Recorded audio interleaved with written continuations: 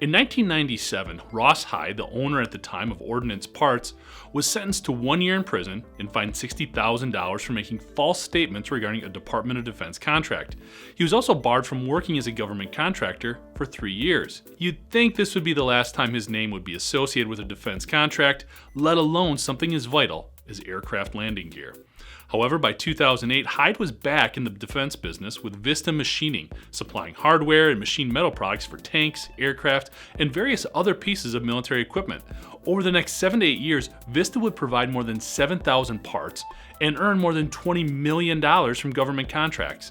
And although a $298,000 judgment won by the IRS against Hyde in 2012 should have been a red flag, Hyde and Vista didn't draw any real attention in 2015 when the quality of its parts started coming under scrutiny.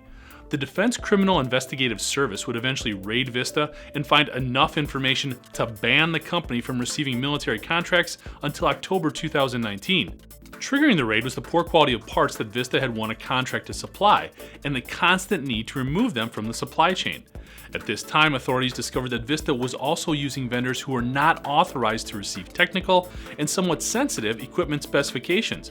Many of these unauthorized suppliers were uncovered as low-cost Chinese firms. According to a report from Task and Purpose, Vista even hired one company to grind off marks showing a product was made in China.